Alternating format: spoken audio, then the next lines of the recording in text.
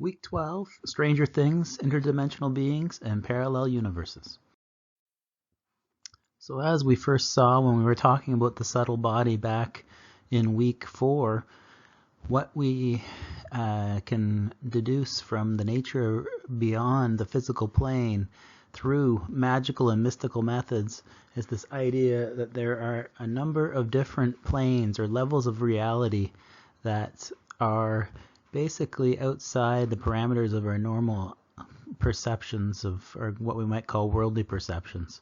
So the interesting thing with esoteric sources is that there's so many different varieties of structures or planes of existence dependent upon which group or esotericist, as in an esoteric thinker or philosopher, that basically to identify specific planes of existence that are consistent throughout the Western esoteric tradition would just not be possible.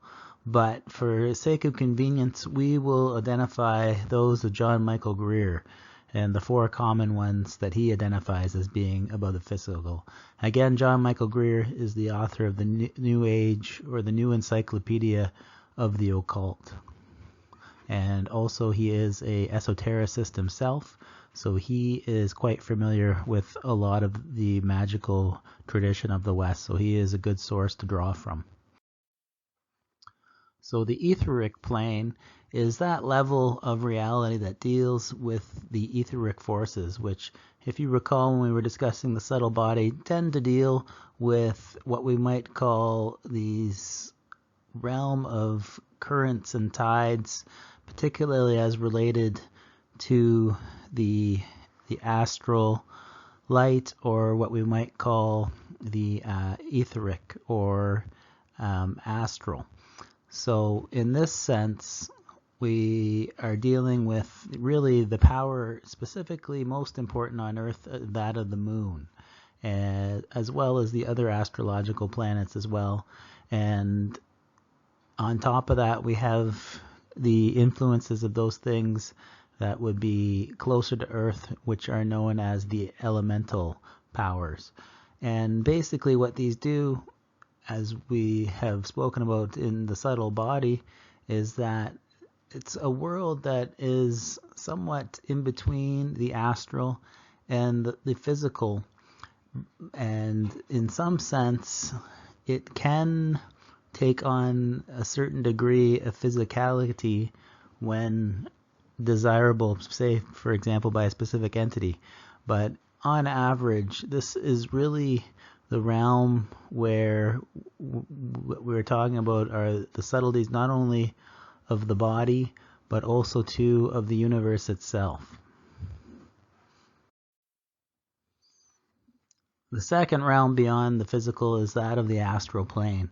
And if you recall, this is the realm of dream visions, where people supposedly travel in out-of-body experiences.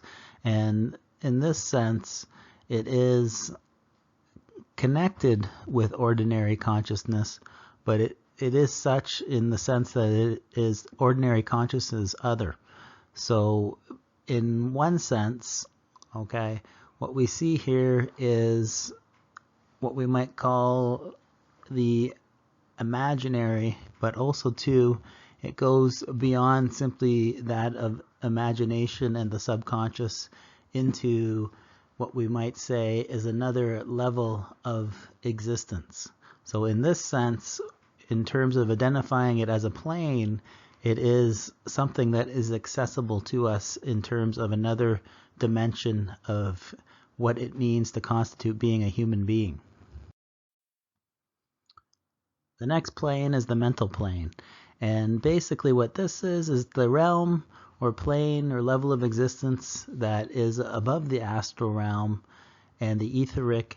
And in this sense, it is the realm of abstract consciousness. So just in connection with the mental body, it is in essence something that is outside of space and time, but it is the place where our sense of number, geometrical form, and our understanding of musical notation, this is where this information resides. So for most occult practices, such as meditative practices, eventually this is the higher plane to which initiates aspire. So from this, then one is prepared to enter in through what we might say a purer understanding of the meaning and relationships of the principles and laws that govern the universe, where the next phase would be that of encounter, or the plane of divinity itself. So the highest accessible plane is that of the spiritual plane. And basically, this is primarily the level of creativeness, or the creative power. So it's from this plane that all other planes unfold.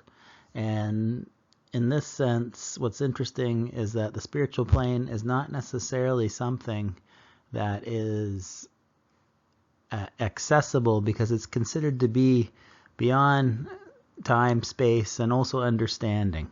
So it is a level that is understood to exist, but yet it's believed that it's not accessible, at least as someone who is incarnate or a living being. So with these various levels or planes of existence, what we see is the process of the ascent, or the climb up of, in terms of in traditional metaphorical language, of climbing the ladder, so to speak, or the ladder of heaven. But overall, the real question becomes, is this an actual ascent upward, or is it a process of going inward into the inner recesses of understanding how human consciousness actually operates? So for this to occur, obviously, in the wisdom of Delphi, there was the old saying that goes along with the Delphi oracle, know thyself. Okay, it's kind of like the ultimate, I guess we could say, maxim of the mystery schools or mystery religions, which are associated, again, as we said in week 1, with really the magical tradition of the West.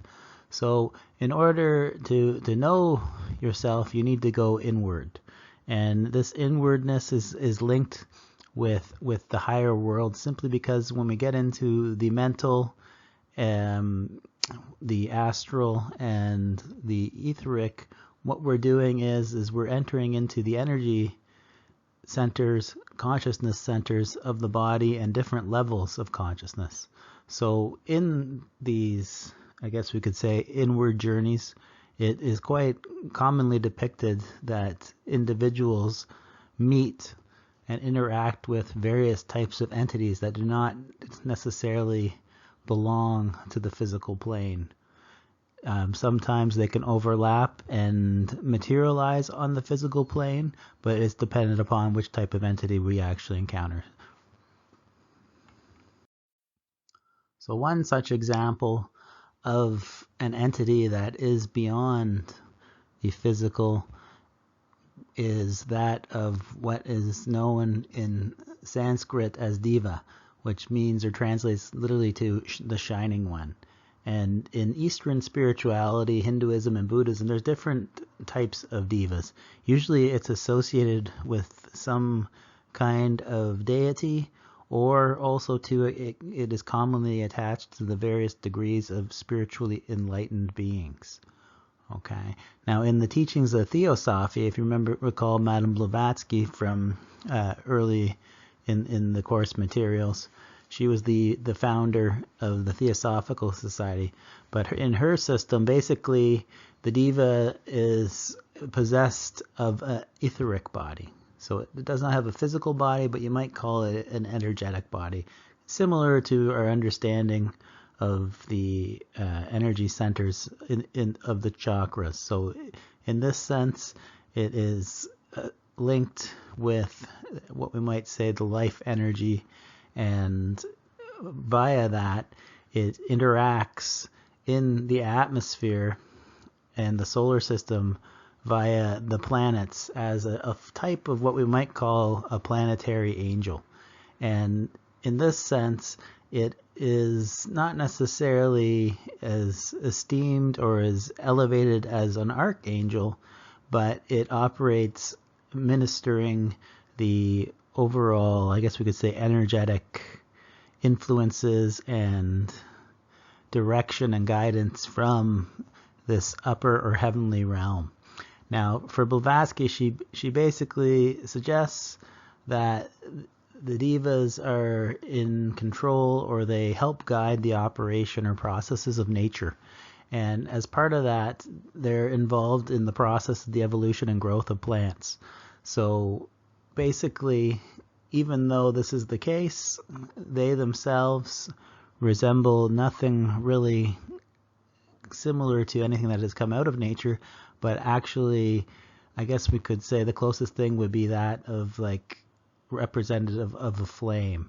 And these are colored flames, and their size reportedly, according to second sight or parapsychological, or what we might say psychic sensitive people, is that these are colored flames that are roughly the size of a human being. And the only way that one is supposedly able to witness such things is for one to have reached such a high level of spiritual refinement that they have activated the third eye, and their awareness to the etheric and astral realms is opened. So in this sense, a deva is really an advanced spirit or a god being, and their primary function is that they rule over the elementals and nature spirits. So this is how they are in control of governing the natural world. And in this sense, we could say that really what they are is a type of high-level nature spirit. So in that role, they're basically the administrators or managers.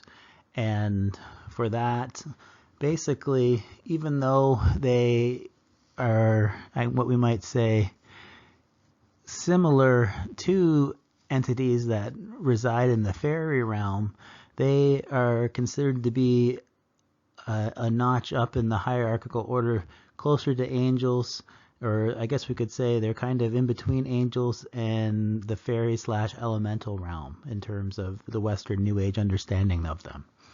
So if you can perceive these clairvoyantly, basically what you would see is they have flowing, shining forms of various colors, and in this sense they are occupying the middle realm, once again between fairies and angels. So beneath the devas, then we get into the elementals. Now they're basically also a type of etheric spirit, and for the most part they are considered to be the inhabitants of the 4 magical elements, so earth, air, water, and fire. And like the devas, these creatures can reportedly also be observed once the third eye is activated, according to theosophical teachings. So it's also believed that they, just as human beings, according to theosophy, reincarnate, so too do elementals. And once they reach an advanced form, then they would incarnate as a devas. So even though they are common in theosophical philosophy, the elementals precede Blavatsky's theosophy by at least several hundred years. These typically go back to what we might say late antiquity era, at least in their present form. But most famously, they're represented by Paracelsus, who lived in 1493 to 1541, and he is typically responsible for defining the nature of the elementals. So the 4 types that are associated with each of the different elements of the earth: the gnomes are associated with the earth, the undines with water, the sylphs with the element of air, and then the salamanders with fire. So basically, these are the specific, what we might say, etheric entities that inhabit the actual elements of these, what we might say, four fundamental composites of what really comprise the natural order and makeup, at least according to traditional magical and pagan understandings of the actual world. So comparable to the elementals are the fairies. And for modern depictions of a fairy, typically as Tinkerbell with Walt Disney, they're seen as cute or pretty or being harmless, and their overall role is to tend to the things in nature. So somewhat similar to a Divas. Now, typically though, interactions with the modern fairy are positive because they typically are a helping figure, particularly for the protagonist or hero of most popular stories or movies, etc., that they seem to take place within.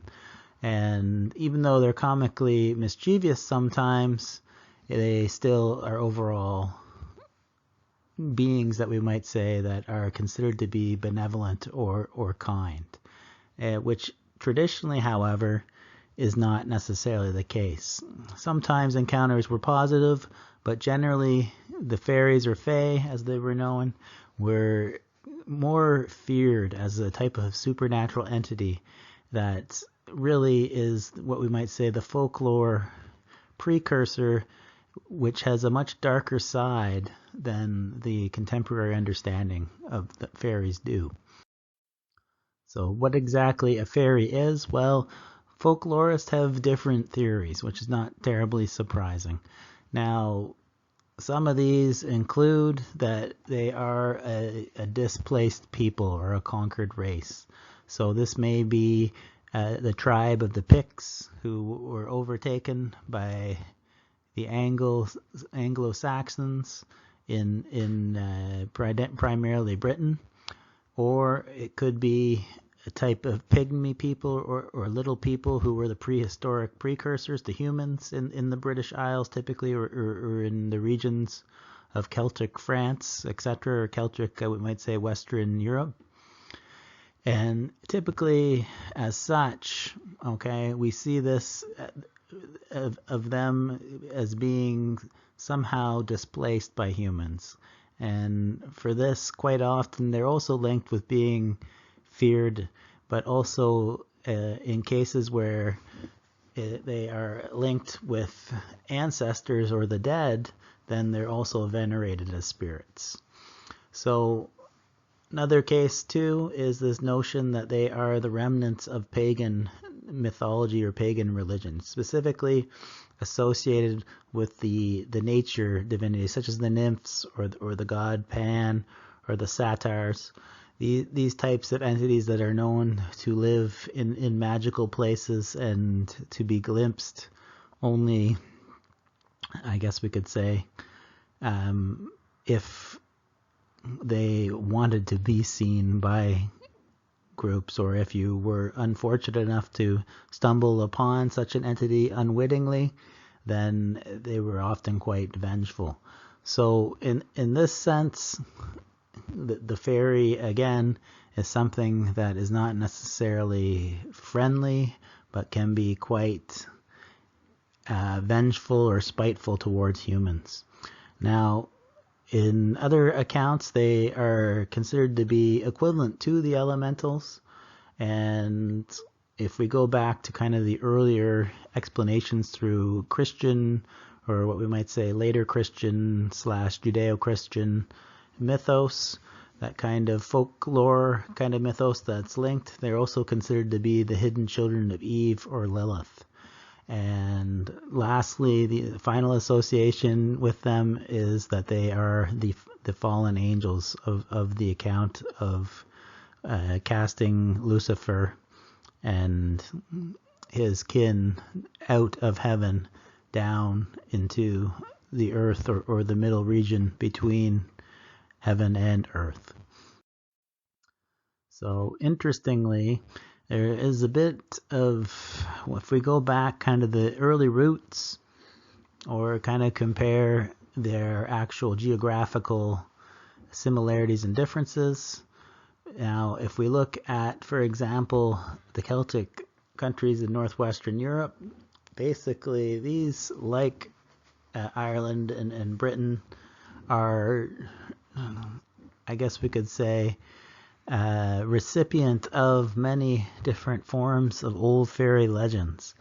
And specifically in Celtic regions of western France, where a form of Welsh was traditionally spoken, a lot of these stories in the regions of Brittany where the Bretons live, the idea is that a fae is less of what we might say a natural or a nature spirit or some kind of elemental that's linked with the natural elements, but is more associated with ghosts. So in this sense, a fae is linked with the idea of the human dead, so ancestors specifically. Now, in contrast, the actual Irish lore, where we have the fairy king, basically the Bretons have Anku, who is the king of the dead. So for the difference here, obviously the distinction exactly what we're referring to, whether a variant of an elemental or some version of a ghost, is dependent upon the region that we are identifying the fae to have, or the folklore of the fae to have originated in. Now, interestingly enough, though, the stories have the same characteristics. Typically, the entities do the same things, and more or less are represented by stories that seem to have a common origin. So the early origins of the fae, particularly arising out of pagan Europe, and with the rise of Christianity comes the need to distinguish the notion of the old nature gods from the new monotheistic god, or the god of, or a religion, monotheism being the religion of one god. So what happens is the need to rework the nature spirits, to find a new understanding of such entities, okay, that have come down to us, such as the elementals, the sifs, okay, and the various other deities that now no longer are able to be called gods, but must be distinguished as something different. So we see this happen in Western Europe particularly, but also too in other monotheistic religious areas, particularly as that of with the rise of Islam. So in Islam we see the jinn, and in Persia we see the peri, who are basically variants, potentially even earlier variants of what we might call the modern fae. So in this sense, we see this readaptation and a new understanding being worked of the old gods into this new sense of a being, or an etheric entity that exists between the spiritual and the physical realms. So, author of The Magic of Fairies, Cassandra Easton, suggests that basically fairies are participants to the aura energy field. So recall back to what the aura is. That's part of the etheric body. Okay, so in this sense, we can say that they are lighter in substance than humans, as participants in the etheric subtle existence, and as such, as we have suggested, it's only those who have the clairvoyant gift, or particularly those who have not become accustomed to seeing the mundane world without wonder, such as adults. So still children have this power to be able to see the Fae, supposedly. Now, in some cases, they can appear to be solid, but typically this is the case is if they choose to appear to us. Okay, and interestingly too, as an etheric entity, if you recall, iron is used in a lot of folklore to actually disrupt etheric forms. So in comparison, in the fairy folklore of Western Europe, people used to put iron scissors and tools in their homes in order to keep themselves safe from such entities. So beyond mere psychic ability or clairvoyant ability, there's also this understanding that the world of the Fae or fairyland can be accessible, or is more accessible when certain doorways into their dimensions connect between the worlds. So some of these places can be manifest according to natural landscapes, such as, for example, the space between two trees in a misty sunlight, or in other times it can be at a sacred place, particularly at the time where it's a high seasonal point, such as magical festivals that are linked, such as with high points of the calendar, such as the midsummer solstice, okay, or even potentially Halloween or November 1st, because at these times it was basically believed that the fairies were transitioning from their winter and summer homes. So in this case, what is essentially happening is that there is a breakdown between the dimensions, or a lessening of the distance between dimensions. So another of the most magical places this can occur is between two oak trees, or where an oak, ash, and thorn grow together, supposedly.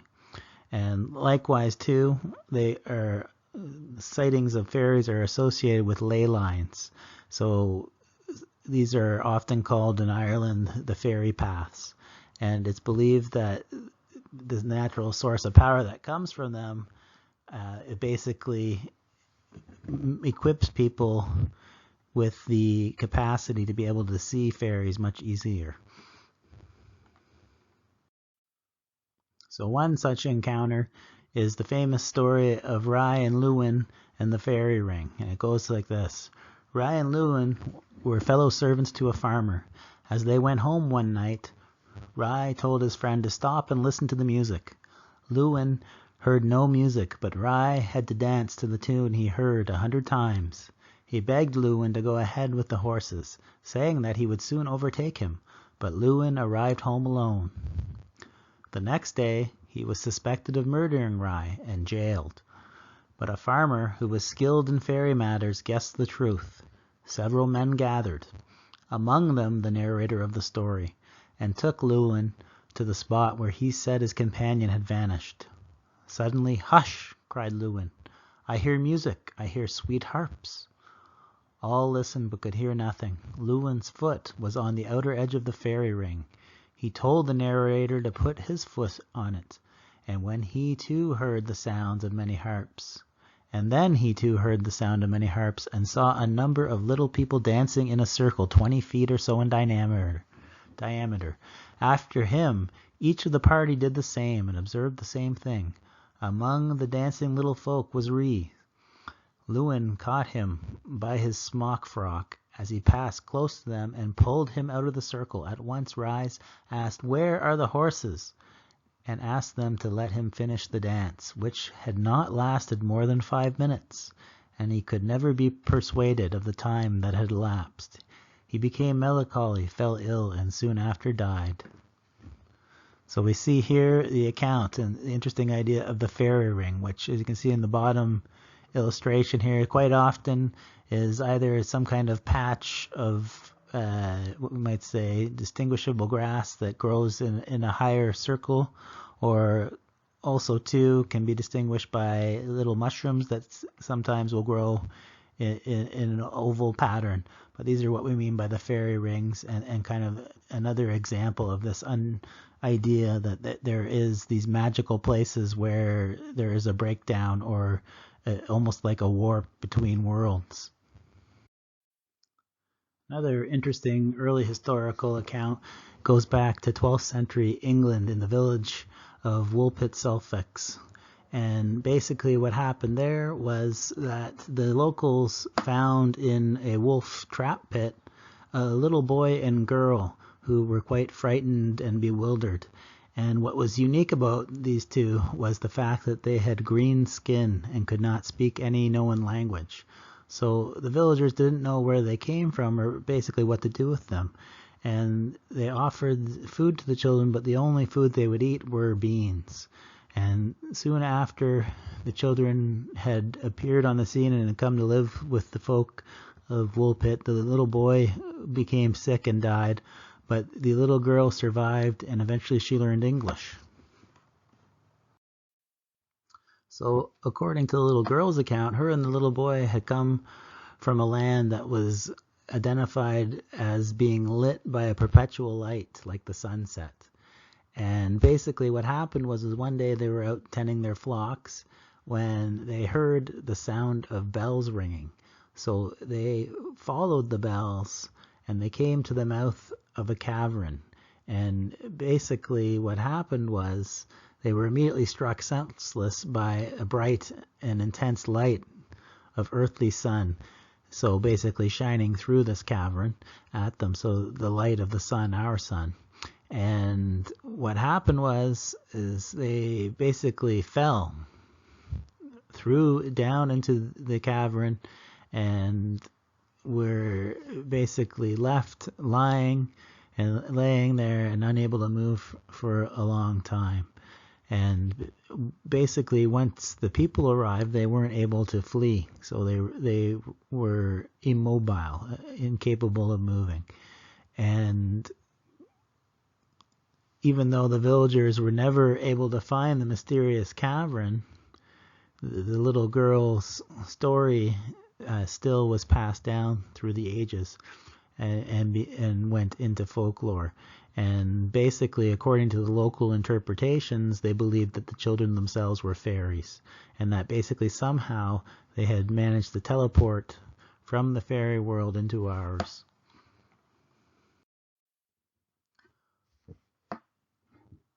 So in this sense, because they come from another dimension or another realm, the fairies are often associated as being the hidden ones. And in Celtic lore, as we said earlier, they're associated with the offspring of Adam and Eve. And the reason that this is the case is because of the nickname the Hidden People. And there's this old account, even going back into German folk tales, about this idea that Eve, once they had left paradise, had begot many children. Some of them were good looking and beautiful, and others were ugly and dirty. So the ugly and dirty ones, so the story goes, Eve hid from God. And in response, God declared, what man hides from God, God will hide from man.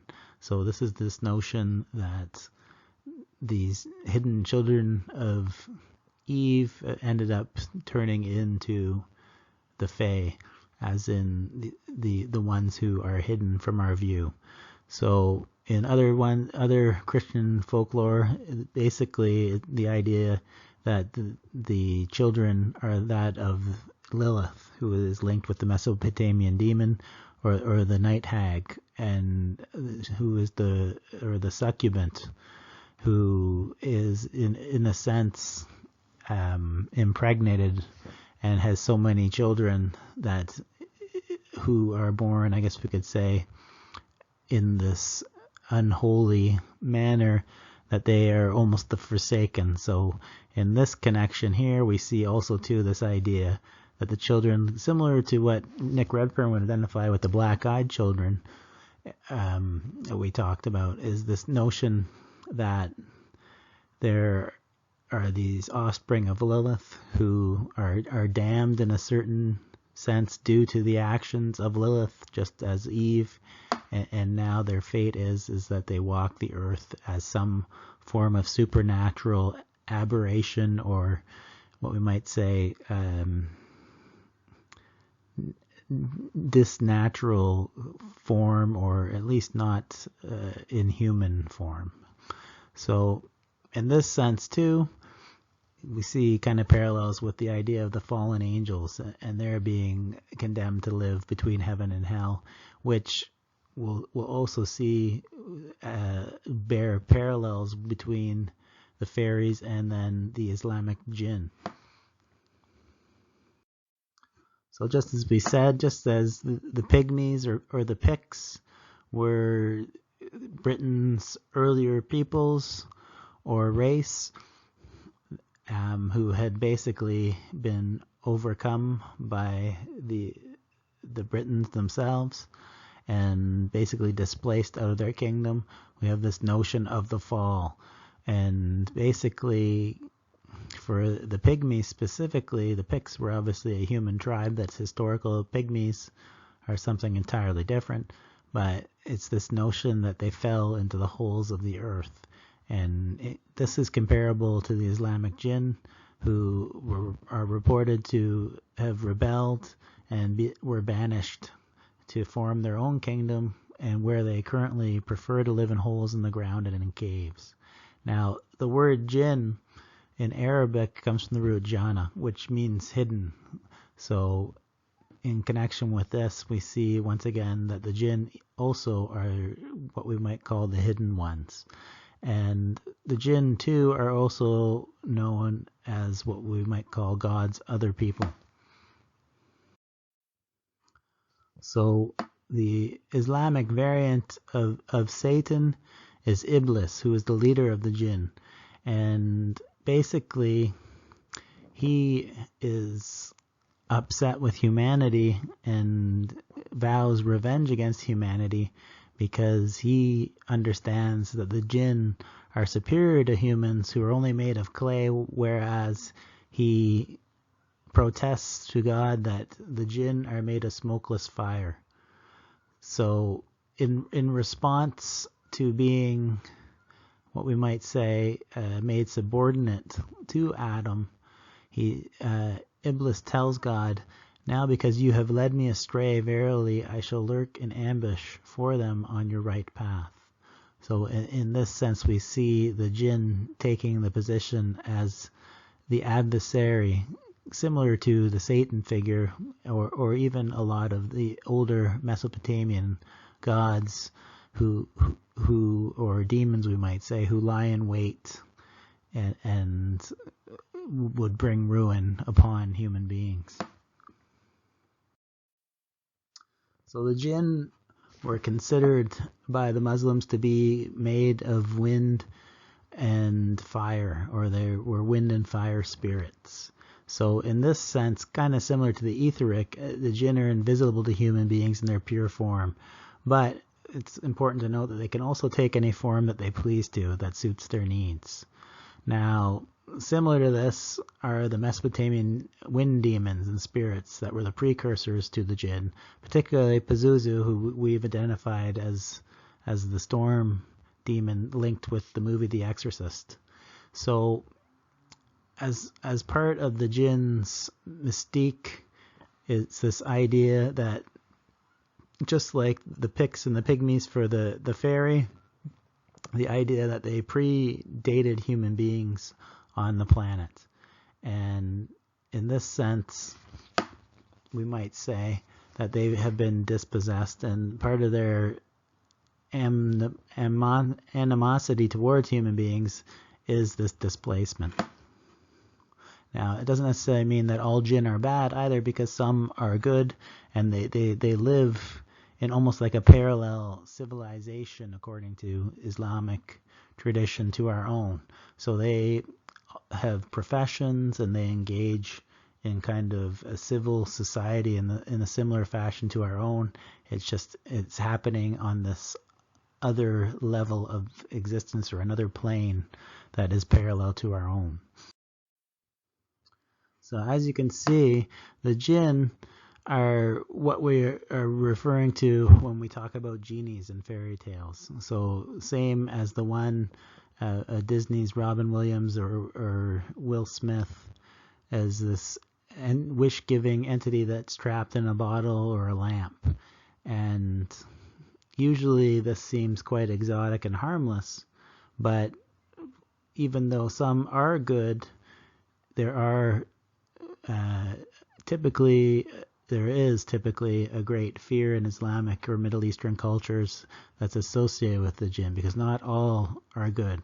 So quite often, even just mention of the jinn can have people terrorized from such areas. And they consider the jinn to be quite real and a threat to humanity. And just as we see with the Mesopotamian demons, they're typically considered to be the cause of misfortune, illness, demonic possession, and even deaths for some individuals. So in a certain sense, these jinn are hiding in wait, and they're basically biding their time, hiding in the shadows, and looking for an opportunity to strike. Okay, and the only time that typically they're not even interested in human beings, but when they are, it's because there is some means to an end that needs to be fulfilled by the interaction that they would engage with a human being. So important to know is that basically, even though they are a powerful entity that can live for thousands of years, they're not immortal, although they do have the power to shapeshift. So in this sense, they're quite mysterious and frightening.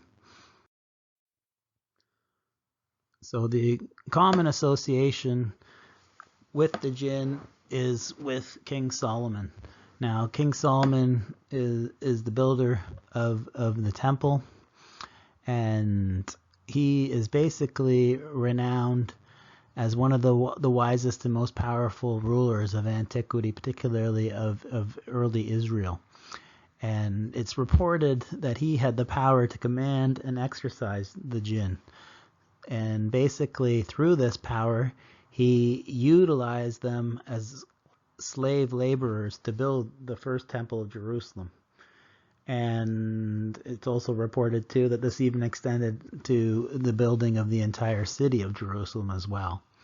So the interesting thing here is basically what we might say utilizing what would later become known as Solomonic magic, which can really be identified as being connected with Neoplatonic and Hermetic traditions, but more specifically, just as we saw with the tradition of spiritualism and the idea of invocation and evocation of spirits, is this idea that magic is used to contact such entities. So in Western Europe, the understanding of King Solomon is that he was not the commander or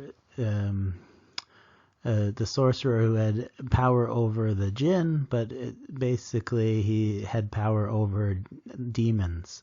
So you can see here that the two categories can overlap, even though modern day Islam would not consider the jinn and a demon to be the same type of entity.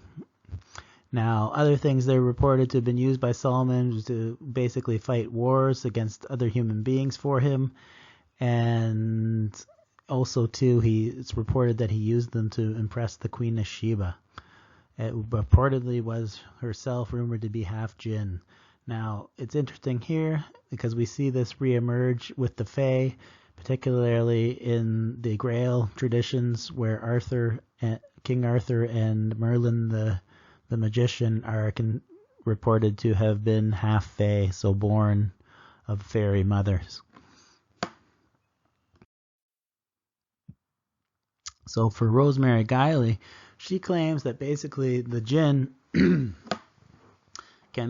we can attribute to the jinn basically all the various diverse paranormal events that happen everywhere. So she says, in essence, that if you encounter a ghost, a poltergeist, some kind of spook lights, a demon, an angel, a fairy, shadow people, strange creatures, or even UFOs, basically what you're really encountering is a jinn. Okay? And linked with this, it's basically this idea that the universe that we're living in is multidimensional, and that basically these multi-dimensions can overlap, and beings or entities from these dimensions can interact with our realities. So the jinn, in this sense, are the representatives of that. And the reason they're able to take on so many different forms is, if you recall, they are considered to be shapeshifters.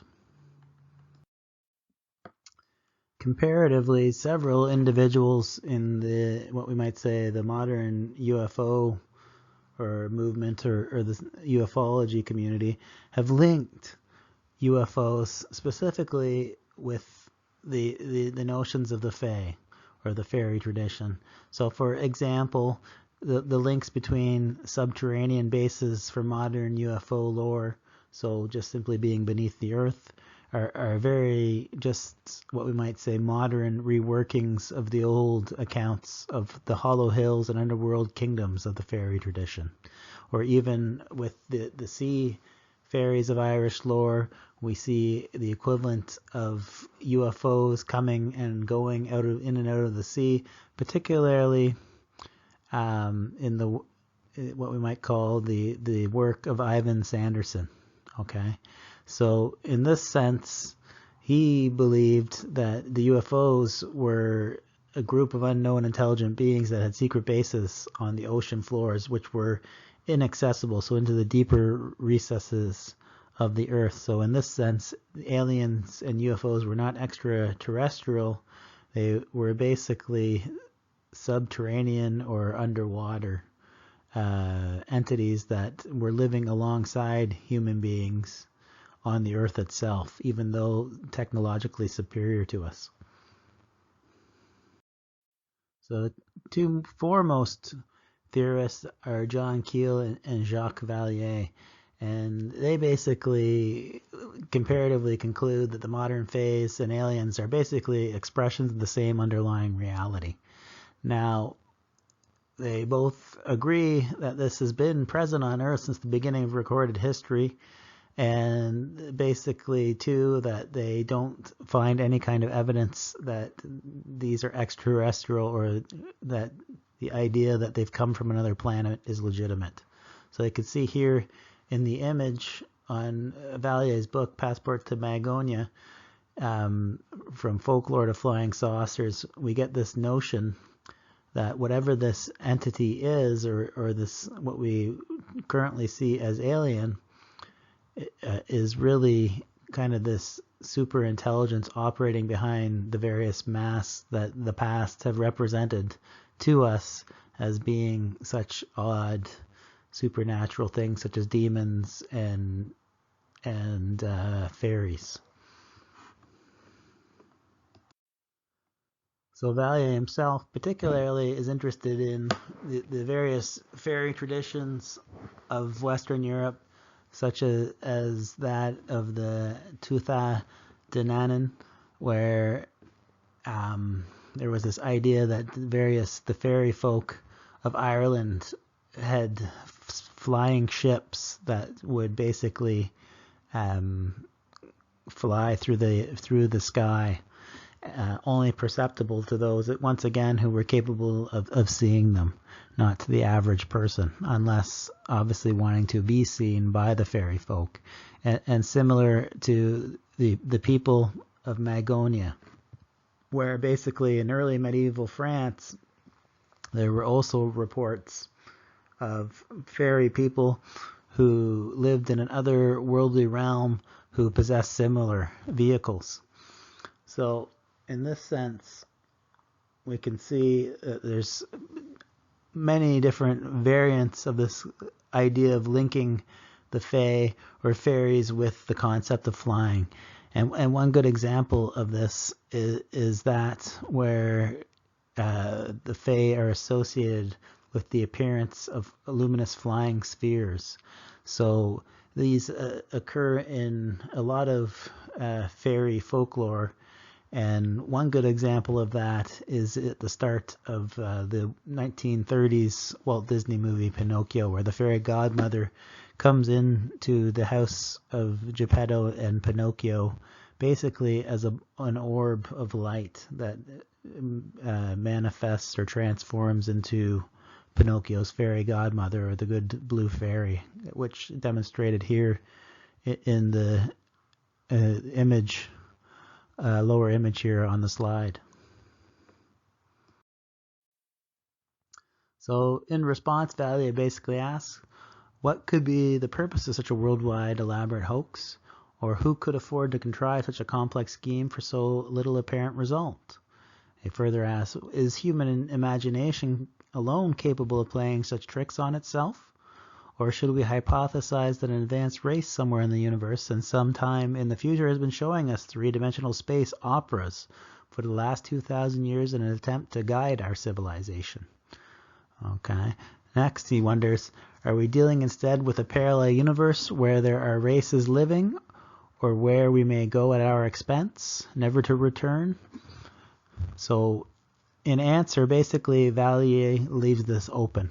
Okay, he really ultimately identifies what we might say, he gets us kind of into the psychological and sociological ramifications of such phenomena, particularly in the UFO community, where people, particularly those who claim psychic abilities, are in communications with these seemingly extra-dimensional entities and bringing back what we might call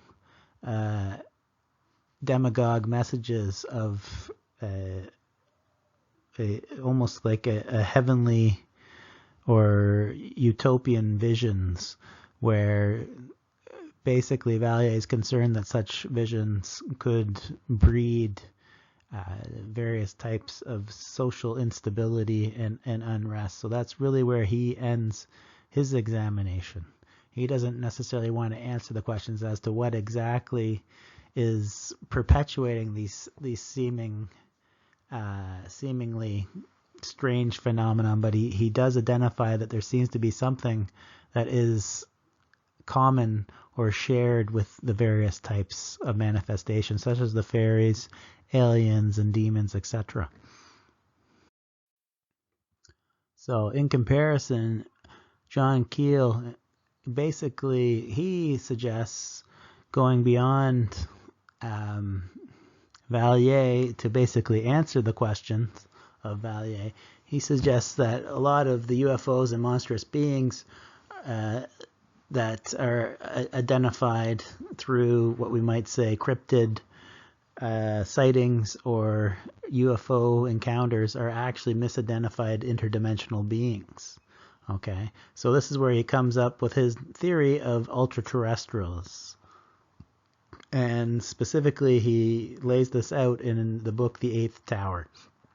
And to kind of give you the summary of what the book is espousing, in short, is basically the idea that Earth / our name for Earth is Gaia, if we're going to think of the Earth as a feminine, almost like spiritual entity, is basically the idea that Earth is a living organism, and it has this electromagnetic technology, which he calls the superspectrum, built into it, that is generating the appearance and disappearance of such interdimensional entities towards us.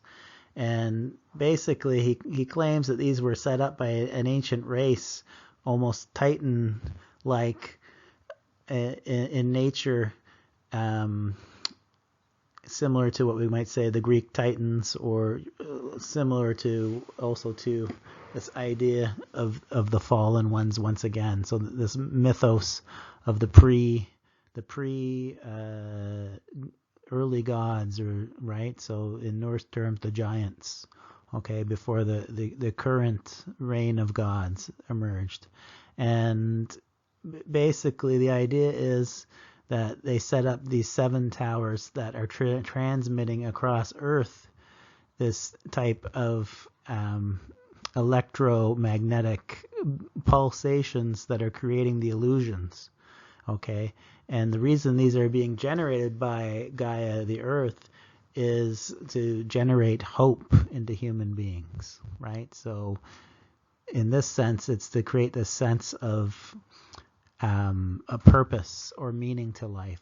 So in that way, as part of being a part of this organism, as a part of Gaia itself, it requires that we go on living even though our own limited existences are absurd, and that basically without such illusions life would be meaningless. So according to Keel, it is a way for the living organism Gaia to ensure its own survival. So according to Keel, the superspectrum is basically, its true nature is ultimately invisible to us.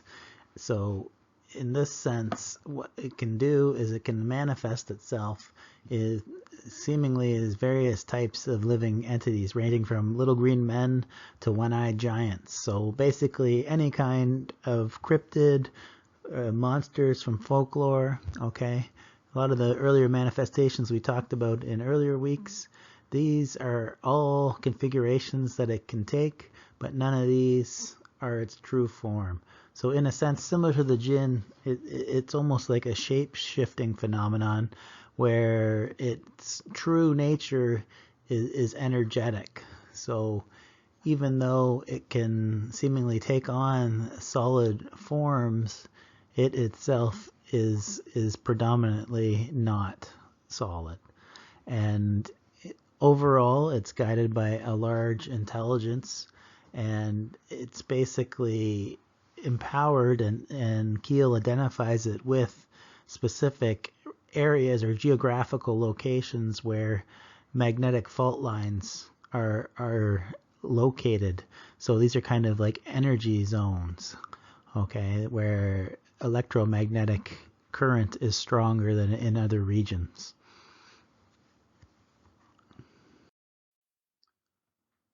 So interestingly, Keel himself is borrowing off the ideas in various Asian mythical traditions, along with the fictional ideas of author William Seabrook and Richard S. Shaver.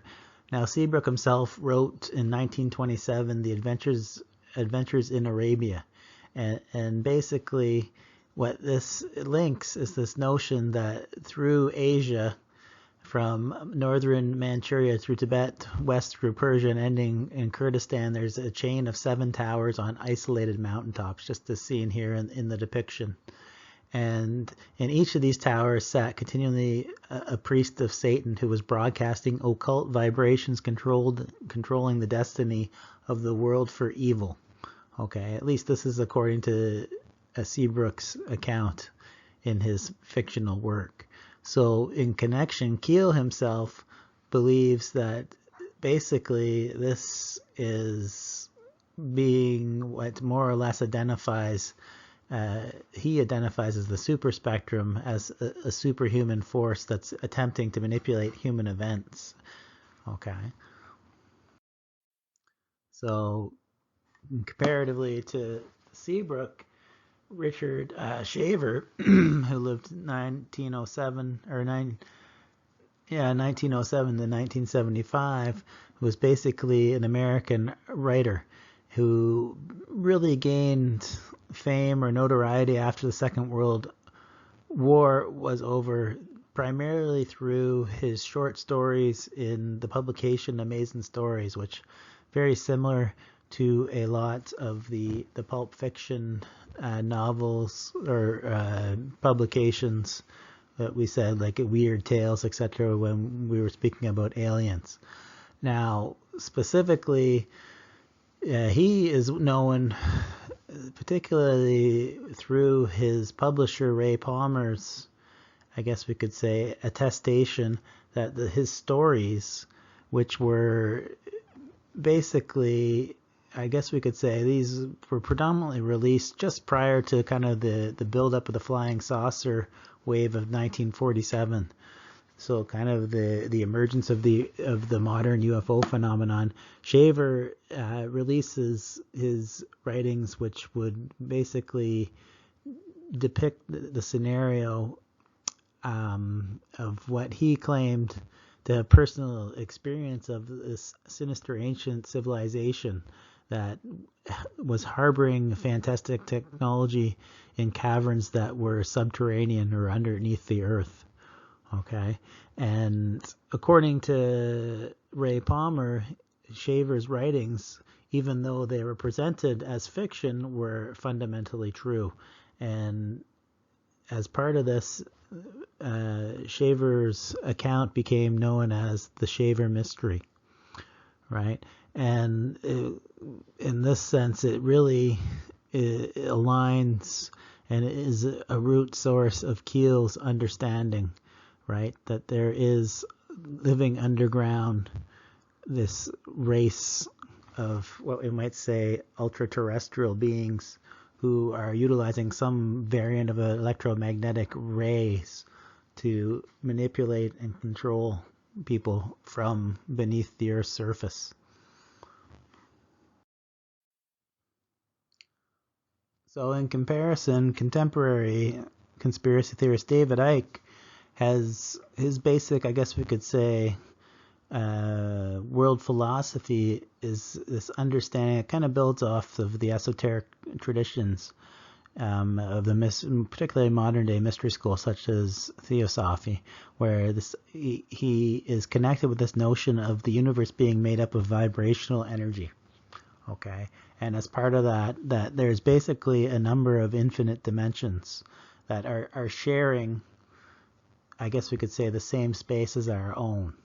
And as part of that, Icke identifies that there is a race of reptilian beings, which he calls the Archons or even the Anunnaki, that have hijacked Earth.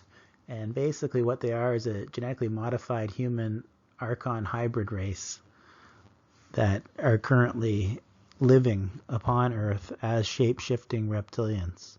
Now, another name that Icke links to this group, kind of to pay homage to its historical lineage, is the Babylonian Brotherhood, the Illuminati, or even in contemporary terms, the elite. And the basic idea here is this is the secret cabal or government behind government that is manipulating global events. So like Keel, for Icke, the reptilians aren't extra dimensional per se, but he is on record as suggesting that they're from another dimension, specifically the fourth dimension, which is what we might say the one that's lower than the astral dimension, so nearest to the physical world. Okay, and basically it's from this level of reality that they're able to manipulate and control us. So in another mood, in The Biggest Secret, his book The Biggest Secret from 1999, basically Icke identified the Brotherhood as descendants of reptilians, specifically from the constellation Draco. All right, and in this case, they are not necessarily living on the fourth dimension, but they are said to be living in caverns inside the Earth. So there seems to be some kind of, I guess we could say, discrepancies within Icke's reptilian theory, or seeming contradictions almost as to the actual nature of the reptilians specifically. So for Icke, the one consistent thing is this notion that the elites throughout history, so from the Sumerian kings and Egyptian pharaohs up to the present aristocratic families of Europe and America, such as the Rockefellers, Rothschilds, various presidents and prime ministers, okay, and royalty, including the Queen herself, are all manifestations of this reptilian bloodline that has gone back to remote antiquity, and are really these people who seem to be our world leaders are actually, in truth, shape-shifting lizards. So problematically for Ike, these elites are basically predatory in the sense that they draw power particularly through human sacrifice and the what we might call the etheric energies that are released in various sacrificial what we might call rituals, which are associated with pedophilia and cannibalism, and particularly child sacrifice, because I suggest that at the moment when, especially when a child is sacrificed, at the moment of death, a particular form of adrenaline surges through the body, which is basically accumulating at the base of the brain. Okay, and apparently this is more potent in children, so that is why they are drawn towards this, because ultimately it is almost as though they are a form of like energy vampires. So to fulfill these vampiric needs, they're also responsible for a lot of the negative manifestations throughout history, such as wars and human genocide, slaughtering of animals, various sexual perversions. Okay, all of these negatives create what we might call an etheric charge, which is negative and it is linked with black magic, particularly black magic ritual and sacrifice. So in comparison, Leo Leon Zagami is basically, he is very similar-minded to Ike, but basically he replaces Ike's reptilian theory, or reptilian, I guess we might say, hybrid shapeshifters with the jinn specifically. And in specific, he identifies Fethullah Gulen from Turkey, who was born in 1941, who is basically has been moved to the States and is involved in various educational endeavors, particularly stateside, where he seems to be collecting money from the U.S. government in order to do so, and is reportedly, at least through Zagami, reported to be a member of the CIA. And basically, in tracking Gulen's, particularly one of his Friday sermons, Zagami identifies that he suggests that the U.S. is working with the jinn and more or less is actually being controlled by them. So what's interesting about Zagami is he himself professes to be a high-level initiate of the modern-day mystery schools in Italy. And part of his focus is on how the occult elite are basically implicated in an attempt to overthrow governments, to more or less, similar to Ike, become the masters of the world by, what we might say, erasing sovereign nation states and establishing a new world order, which is basically goes beyond nation states to what we might say a post-national world. Okay, and part of this, the reason involved in this, or their ability to do so, is that through their usage of various Masonic and secret society or para-Masonic lodges. And overall, all of these entities are working towards their plan.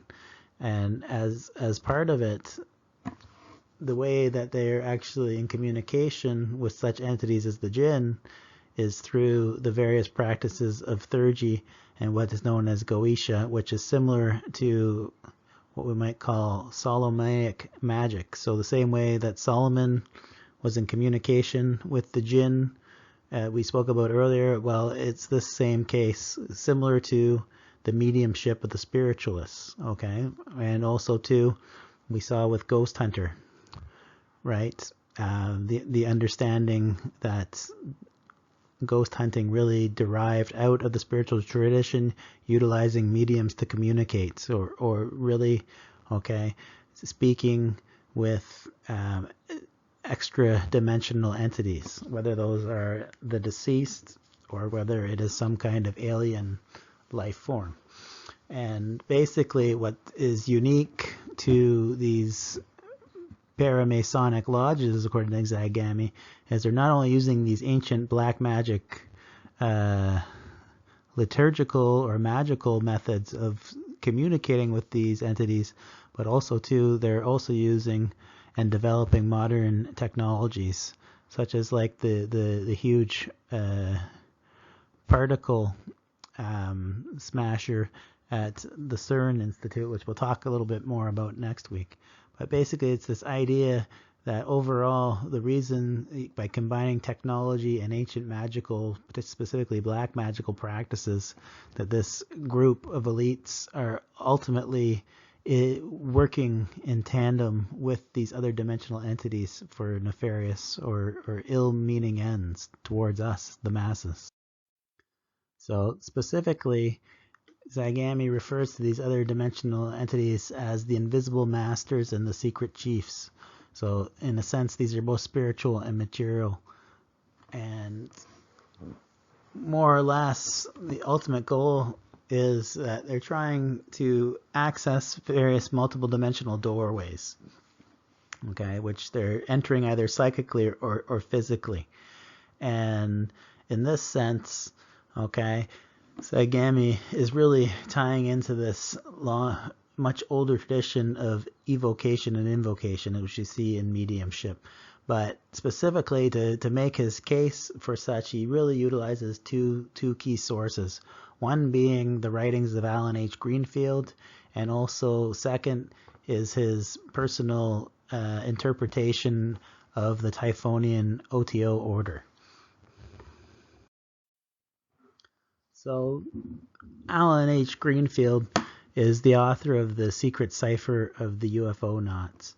And basically, according to Greenfield, he has this idea that this desire to channel various types of higher intelligence is basically a consistent theme of the secret society / magical tradition throughout history. And ultimately, he suggests that what all religions are, the source for all religions rather, is this particular wish or desire to make contact with these higher intelligence. And the means that this is accomplished is through channeling. And more specifically, the UFO knots are these entities which people are in contact with, and they are members of what he would label as the Black Lodge, which is basically an institution similar to Ike and Zagami, who are attempting to keep the masses in the state of slave mentality. So more or less what Greenfield is really tapping into is he's aligning this notion of the Western ceremonial magic tradition with the concept of ultra-terrestrials, okay, specifically various technologies, right? And basically via such ceremonial magic, he suggests that the UFO knots are capable of crossing barriers of time, space, and dimensionality, right? And means of doing or contacting such entities are basically the same as we've seen through the various grimoires of the magical medieval period, along with the key of King Solomon, right? So it's this idea that you can magically contact these entities via what we might call black magic, or the means of channeling or invoking such entities. So the second major source that Zagami is drawing from in his appeal to his philosophy is the Typhonian order. which in more or less sense, Typhonian Order is a modern mystery school, which basically came out of the English occultists, Aleister Crowley's lineage. So Crowley himself is equated himself with the beast or number 666, just to give you a sense of kind of his general, what we might say, perception by the public at large. Whether or not this is fair would be debated by his followers, but nonetheless, Crowley is certainly very much about breaking barriers and is a bit of a libertine in terms of his wish to overcome the old Judeo-Christian morality system in the West and replace it with kind of this new man, who is liberated, particularly sexually and intellectually, to explore. And really, Crowley's life himself is really a testament to kind of the limits of where self-gratification can take us, and is really kind of a sad story because he ultimately ends up dying in poverty and ruin, but ultimately gains a great degree of notoriety and renowned for having done so.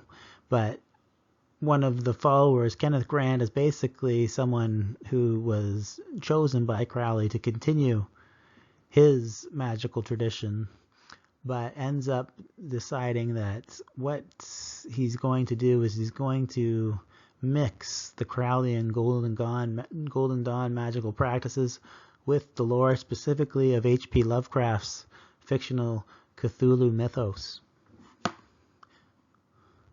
Now, what's interesting about that decision is ultimately he ostracizes himself from a lot of the esoteric / magical culture or respectability within such circles when he announces this decision. Canadian follower of the Typhonian Order, Donald Tyson, actually author of many different occult / magical books, but he kind of continues on and does a very good job describing the significance of Lovecraft for the Typhonian Order. And specifically, what Tyson suggests in support of Kenneth Grant's decision to incorporate it into the magical tradition is this idea that Lovecraft was much more than just a writer of horror stories. And he suggests that basically he, through his dreams, was tapping into archetypal realities, which were lying on the edge of human consciousness and basically had found expression in the past in the various veiled forms of religious myths, where basically we see magic working alongside such archetypes and specifically the powers that they embody. So the entities that the Typhonian Order and Tyson and Grant are specifically interested in are, through the Cthulhu mythos of Lovecraft, or what he calls the Old Ones. Okay, and basically there's several different races of these beings, but more or less they are these entities that have existed before the dawn of human history, and we could associate them with the pre-flood giants that are mentioned in Genesis, or the Titans in Greek mythology once again. Okay, so similar yet again to this idea of these elder gods, really as the principles or powers of chaos, or this understanding of the world or order of the world, or what we might say religious order of the world prior to the Olympian or current reign that is instituted by the gods. So in this sense, okay, we see the origins of these characters out of Sumeria once again. And in that way, they are quite often associated with the idea that they're representative of kind of this notion of the Titanic or the chaos powers. So for Lovecraft specifically, it was this idea of almost the powers of chaos and meaninglessness being manifest into what we might call these archetypal mythological creatures.